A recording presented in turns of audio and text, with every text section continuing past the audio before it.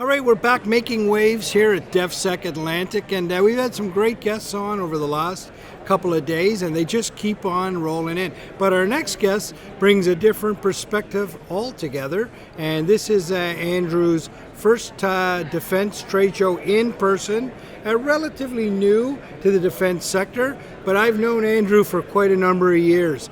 Andrew came through the engineering program that I worked on. Andrew, I know him to be an entrepreneur. I know him to be an international business person and an all-round good young fella who's going to make a lot of waves in this industry. So without further ado, Andrew, why don't you introduce yourself? Oh my goodness, well, what is there left to say really at that point? An international business person. You are indeed. So obviously thank you for having me. This is wonderful. I am an account executive at CarteNav. Currently, Al actually, I'm sure as most of your audience knows, is a wonderful connector. So he actually linked me up with our COO, Carl, who was on this podcast. He was indeed, earlier. He was. I've been there for about 16 to 18 months, right at the sweet spot of the pandemic. Just got over to the office about 12 months ago. I've been really enjoying working there. And then also working sort of internationally with a lot of reputable companies. Yeah. So Andrew, you made light of the fact that you're not an international businessman, but come on, you did a little bit of time in Cairo where you helped build a program over there that was very industry connected, and you helped with the recruiting of students. I mean, you were in a part of the world that you probably weren't used to, yet you were able to manage all of that. That's an incredible skill set. Tell us a little bit about where you're from originally. Oh yeah, sure. So from Prince Edward Island, Canada, obviously. I sort of grew up in a smaller area. So then eventually when I was picking a school to go to, I stayed local. So I went to the local school, which not a bad way to end up saving money while you go through as I did the same in St. John's. So. Exactly right, And people recommended it. I did not enjoy it at the time, but that was the way to go. Right. That's where I linked up with Al, obviously.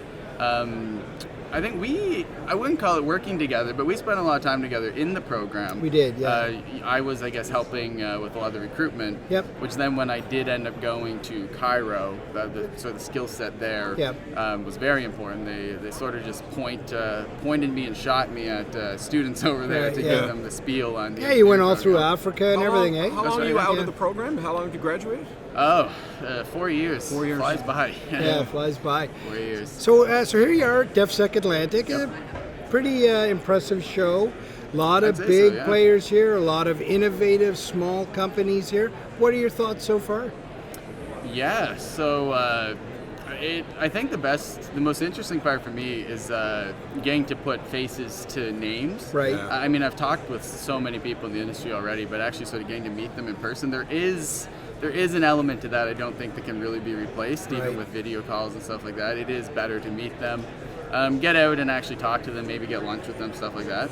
And then just seeing, I mean, honestly, I'm a tech guy, I'm an engineer, so even seeing companies that have no relation to CarteNav, sort of grilling them, seeing what they're actually up to, and then, if not related to us, see where the industry is moving in general. You know what? I'm going to throw a bouquet to my buddy here because a bouquet because it's like VOCM. Good for him for bringing you on. You're 4 years removed from the program. What I will tell you, he's an amazing connector. But I'll tell you this: everyone in this room wants you to be successful. We want you to be successful. Yes, there's competition and all that, but I'm telling you, you are already on track to be a fantastic business development person in this industry. So I just want to throw that out there right away. So 100%, Gerry. I mean, there's no doubt about it. There's you got a knack for this kind of work, right? And you're clearly able to circulate through the room at ease. I enjoyed it. Yeah, and you enjoyed doing it. That's a skill, right? That not everybody necessarily has. You see a lot of opportunities here while you walk around for not only the company but for people like you, right? I mean, there's there's everything here from sort of your basic, like, I mean, I wouldn't call it basic, but highly skilled sort of airplane parts manufacturers. Right. To then I was even looking at a booth that had they're launching CubeSats. Right. So I was thinking, man, like there was a few years ago you would never imagine that you could possibly have your own satellite. Right. But now there's actually companies that are able to launch satellites and get Right. data from that. So Yeah. I know, huge potential. There's huge potential, a lot of growth in the industry. Andrew, we really appreciate your perspective. Brand new into this sector for sure, but there's no doubt about it, you're approaching it in a perfect fashion, and I think you're going to be incredibly successful in the defense and marine sector. So thanks very much for coming on. Oh, absolutely. Making waves. It was a lot of fun. Thank you. Cheers. Thank you. Good to see you. Feed on the optimism. There's a lot here. You got it.